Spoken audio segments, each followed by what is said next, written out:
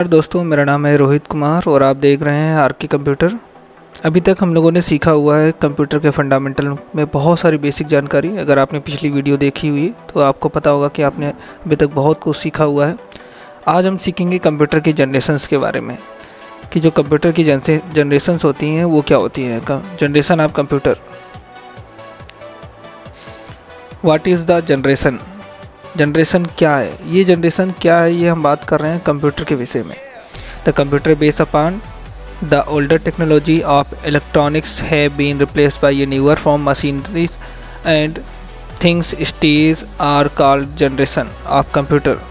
इसका मतलब हो गया कि जैसे कि कंप्यूटर में जनरेशन हम अगर पता करते हैं तो सिंपल सा उसका तरीका होता है कि जो पुरानी टेक्नोलॉजी होती है उसे हम चेंज कर देते हैं और नई टेक्नोलॉजी इसकी जगह पर जो आ जाती है उसे हम बोलते हैं उसकी जो पुरानी टेक्नोलॉजी थी और न्यू टेक्नोलॉजी आ गई है तो ये क्या हो गई, हमारी एक जनरेशन हो गई। वो पुरानी टेक्नोलॉजी और अभी न्यू टेक्नोलॉजी, ये हमारी जनरेशन हो गई।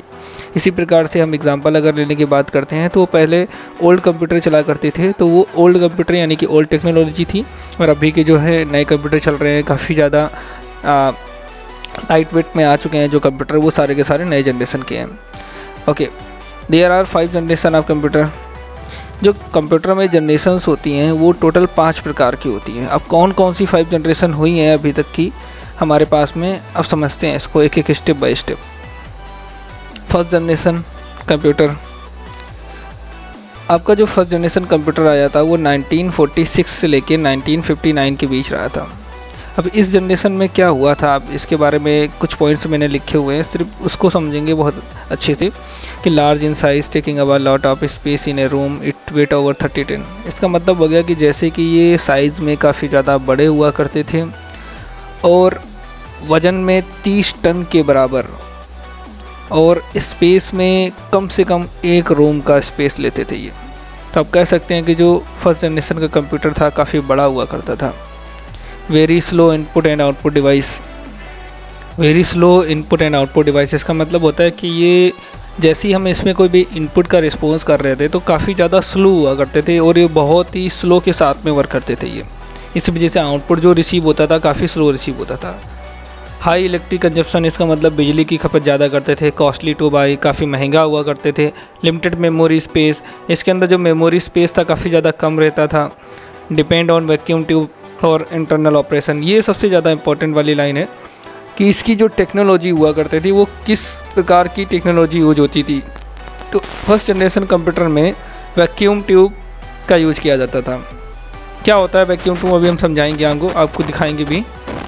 The first generation computer work on binary concept, इसका मतलब होता है कि जो फर्स्ट जनरेशन के कंप्यूटर हुआ करते थे ये बाइनरी लैंग्वेज 0,1 के लैंग्वेजेस पे ही काम करते थे सारे के सारे। ओके, नेक्स्ट पॉइंट है इसमें required air condition to cool down the heat generated. जब ये बहुत ज़्यादा हीट करते थे इसी वजह से क्या है कि इनको एयर कंडीशन की रिक्वायरमेंट रहती थी, जिसकी वजह से क्या है कि ये कूल डाउन रहे। डिफ़िकल्ट टू मेंटेन, इनको मेंटेन करने में भी काफ़ी ज़्यादा प्रॉब्लम हुआ करती थी। इसी के साथ साथ यहाँ पर कुछ फर्स्ट जनरेशन कंप्यूटर के नाम रखे गए हैं, जैसे कि ENIAC, EDVAC, UNIVAC, IBM 701, IBM 650। ये सारे के सारे जो कंप्यूटर हैं ये फर्स्ट जनरेशन में बनाए गए थे 1946 से लेकर 1959। ये इमेज जो आप देख रहे हैं ये है आपका फर्स्ट जनरेशन कंप्यूटर का इमेज है और इसमें जो यूज होने वाली टेक्नोलॉजी है ये है वैक्यूम ट्यूब। जो टेक्नोलॉजी आपकी यूज हुआ करती थी जो आप देख पा रहे होंगे, ये जो टेक्नोलॉजी आपकी है ये है वैक्यूम ट्यूब की टेक्नोलॉजी जो फर्स्ट जनरेशन कंप्यूटर में यूज होती थी। देखेंगे सेकेंड जनरेशन कंप्यूटर क्या था हमारा। सेकेंड जनरेशन के कंप्यूटर कब स्टार्ट हुआ था, कब ख़त्म हो गया था हमारा। सेकेंड जनरेशन जो कंप्यूटर है वो 1959 से लेके 1965 के बीच में रहा था और इसमें काफ़ी ज़्यादा बदलाव किया गया। इसमें क्या बदलाव किया गया, फर्स्ट जनरेशन से कितना अच्छा हो गया था कंप्यूटर, इसके बारे में पूरी कुछ मैंने स्टेप बाय स्टेप कुछ पॉइंट्स लिखे हैं। इनको आप समझेंगे तो आपको समझ में आएगा कि ये स्मॉल इन साइज़, ये साइज़ में काफ़ी ज़्यादा छोटे हो चुके थे। लो कॉस्ट भी काफ़ी ज़्यादा कम हो चुकी थी। Faster than first generation computer, यानी कि पहले जनरेशन के कंप्यूटर से काफ़ी ज़्यादा फास्ट हो चुकी थी ये। लेस इलेक्ट्रिक कंजप्शन, मतलब कि बिजली की जो खपत है ये कम हो चुकी थी। इंक्रीज मेमोरी स्पेस, जो पहले वाले जनरेशन में कंप्यूटर यूज हो रहे थे उस जनरेशन में मेमोरी की खपत जो होती थी काफ़ी कम थी, बट उससे थोड़ी सी मेमोरी का स्पेस इसमें ले लिया था कि इसमें मेमोरी का स्पेस थोड़ा बढ़ा दिया गया था using transistor replacing the vacuum tube. हाँ, फर्स्ट जनरेशन में जो वैक्यूम ट्यूब का यूज हो रहा था, यहाँ पर क्या किया गया है, उसे रिप्लेस किया गया है और ट्रांजिस्टर का यूज करना स्टार्ट कर दिया गया। जनरेट लेस हीट, ये जो हीट जनरेट कर रहे थे काफ़ी ज़्यादा कम करने लग गए। इजी टू मेंटेन, इसको मेंटेन करने में काफ़ी ज़्यादा आसानी हो चुकी थी। उसी प्रकार से सेकेंड जनरेशन में बनाए गए कुछ मॉडल्स हैं जो हमारे कंप्यूटर के नाम हैं IBM 1620, IBM 709 phone, CDC 1604, CDC 3600, CDC 3600, UNIVAC 1108। ये सारे मॉडल जो हमारे सेकेंड जनरेशन कंप्यूटर के हैं। अब हम देखते हैं सेकेंड जनरेशन के जो कंप्यूटर थे वो कैसे दिखाई देते थे और उसकी जो टेक्नोलॉजी यूज होती थी वो किस प्रकार से होती थी। तो जो सेकेंड जनरेशन के कंप्यूटर हैं हमारे, आप देख पा रहे होंगे सेकेंड जनरेशन के ये कंप्यूटर है हमारा, और इसमें यूज होने वाली ये टेक्नोलॉजी है हमारी। ये टेक्नोलॉजी जो यूज हो रही थी ये इसको बोलते हैं ट्रांजिस्टर। क्यों? क्योंकि वैक्यूम ट्यूब से ये रिप्लेस कर दिया गया था और ट्रांजिस्टर का यूज होना स्टार्ट हो गया था सेकेंड जनरेशन में, जिसकी वजह से क्या है, यहाँ पर रिप्लेस किया गया वैक्यूम ट्यूब को ट्रांजिस्टर के साथ में। नेक्स्ट हमारा है थर्ड जनरेशन कंप्यूटर, जो कि 1965 से लेकर 1971 के बीच रहा है। ठीक है, ये साइज़ में काफ़ी ज़्यादा छोटे हो चुके थे, लो कॉस्ट हो चुकी थी, आसानी से ख़रीदे जा सकते थे, हाई स्पीड हो चुकी थी, काफ़ी स्पीड के साथ वर्क करने लगे थे। इनपुट और आउटपुट रिस्पॉन्स काफ़ी फास्ट मिलने लग गया था। लेस इलेक्ट्रिक कंजप्शन, इसकी जो बिजली की खपत होती है वो काफ़ी ज़्यादा कम हो चुकी थी। लार्ज मेमोरी स्पेस, हाँ, इसमें मेमोरी का जो स्पेस है और ज़्यादा बढ़ा दिया गया। और उसमें क्या चेंजमेंट हुआ है आप देखेंगे, due to replacement of memory in chip. पहले क्या है, जो मेमोरी जो इस्तेमाल हो रही थी वो चिप फॉर्म में इस्तेमाल नहीं हो रही थी, अब इसमें चिप फॉर्म में इस्तेमाल होने लग गई। Using transistor circuit using integrated circuit IC replacing transistor. इसका मतलब है कि जो ट्रांजिस्टर था उसको रिप्लेस कर दिया गया IC के साथ में। IC का फुल फॉर्म यहाँ पर लिखा हुआ है इंटीग्रेटेड सर्किट। अभी हम चेक करेंगे, आगे आपको दिखाएंगे कि इंटीग्रेटेड सर्किट क्या होता है, कैसा दिखाई देता है।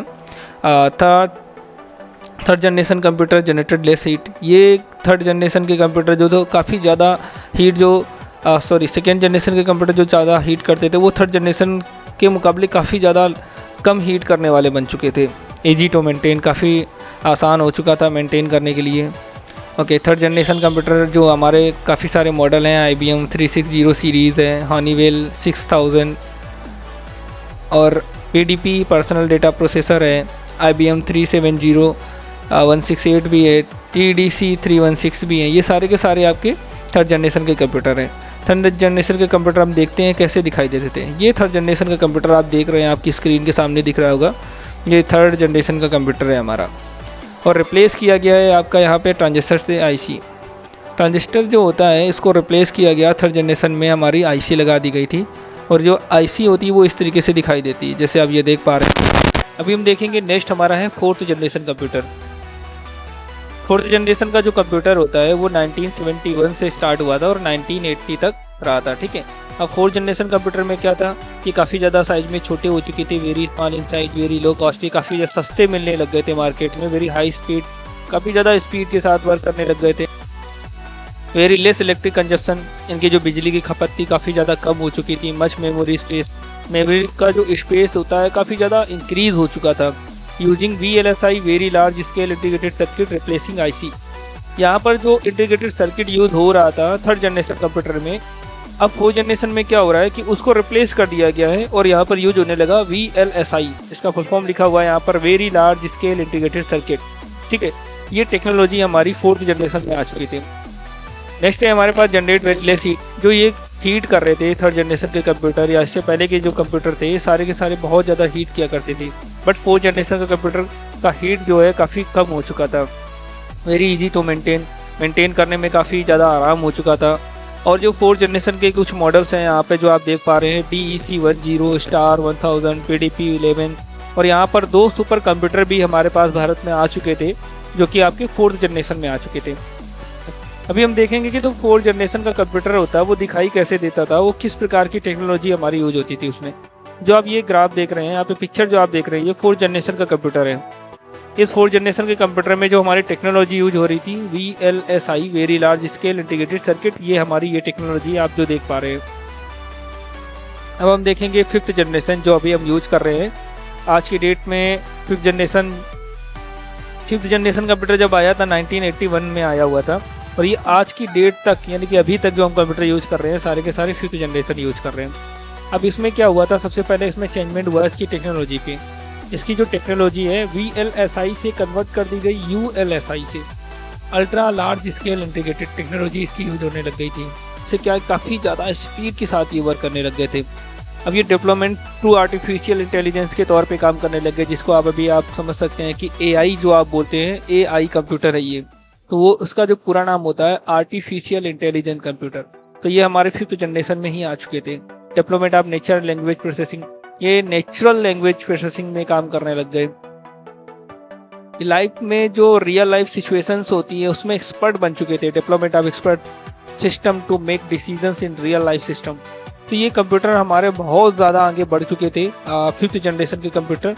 Natural language understanding and generation, more user friendly interface with multimedia features, availability of very powerful and cheaper rate. हमारे पास जो कंप्यूटर हैं काफ़ी सस्ते मार्केट में अवेलेबल हो चुके थे। काफ़ी अच्छे पावरफुल कंप्यूटर जो थे काफ़ी सस्ते मिलने लग गए थे। अब ये वे मॉडल हैं हमारे पास में बहुत सारे जो फिफ्थ जनरेशन के हैं, जो फिफ्थ जनरेशन 1981 में स्टार्ट हुआ था, जो अभी तक हम लोग यूज कर रहे हैं, वो सारे कंप्यूटर के मॉडल हैं, जैसे कि desktop, laptop, notebook, ultra book, Chrome book, इस प्रकार के सारे मॉडल हैं जो हमारे फिफ्थ जनरेशन में यूज हो रहे हैं। अब हम देखते हैं कि जो फिफ्थ जनरेशन के कंप्यूटर हैं उसमें जो टेक्नोलॉजी यूज हो रही थी वो किस प्रकार से दिखाई देती थी।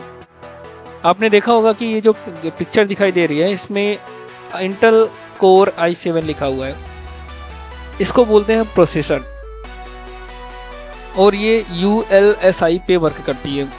तो आज की जो टेक्नोलॉजी यूज हो रही है वो इसी पे आधारित है सारी की सारी। अभी जो आप ग्राफ देख रहे हैं इससे सभी का सभी वर्क होता है आपका प्रोसेसर के अकॉर्डिंग में, क्योंकि हमारे पास प्रेजेंट टाइम में जो प्रोसेसर यूज हो रहे हैं ये वर्जन के अकॉर्डिंग रहता है, जैसे कि i3, i5 कोई भी हो सकता है, बट ये अगर देखा जाए तो ये फिफ्थ जनरेशन कंप्यूटर की टेक्नोलॉजी है ULSI। और भी हम एक पिक्चर दिखाएंगे आपको। यहाँ पर जो पिक्चर आप देख रहे हैं स्क्रीन पे, ये रोबोट है, यहाँ पे कुछ सर्वर बने हुए हैं, ठीक है। ये जो पिक्चर है ये भी फिफ्थ जनरेशन की पिक्चर है कि हमारे पास आज के टाइम में इंटेलिजेंस एजेंसियाँ तो काम कर रही हैं फिफ्थ जनरेशन के कंप्यूटर के साथ में। आर्टिफिशियल इंटेलिजेंस जो काम कर रहा है फिफ्थ जनरेशन के कंप्यूटर के साथ में, काफ़ी ज़्यादा पावरफुल कंप्यूटर जो बन चुके हैं फिफ्थ जनरेशन में। अभी तक के इस वीडियो में मैंने बताया आपको जनरेशन के बारे में कि फर्स्ट जनरेशन से लेके फिफ्थ जनरेशन तक कौन सी टेक्नोलॉजी यूज की गई है और कब स्टार्ट हुआ था, कब ख़त्म हुआ ये जनरेशन, और इस टेक्नोलॉजी पर क्या क्या चेंजेस आए हमारे जनरेशन के हिसाब से। मैं बताना चाहता हूँ कि ऐसी बहुत सारी जानकारियाँ आपको मिलती रहेंगी। आप हमारे चैनल पर बने रहें। आप अगर हमारे चैनल को सब्सक्राइब कर लेते हैं तो आपको क्या है कि बहुत सारी इन्फॉर्मेशन आपको मिलती रहेगी। हम आपके लिए नए नए वीडियोस लाते रहेंगे। तो अभी तक आपने अगर हमारे चैनल को सब्सक्राइब नहीं किया हुआ है तो प्लीज़ सब्सक्राइब कर लें। Thank you.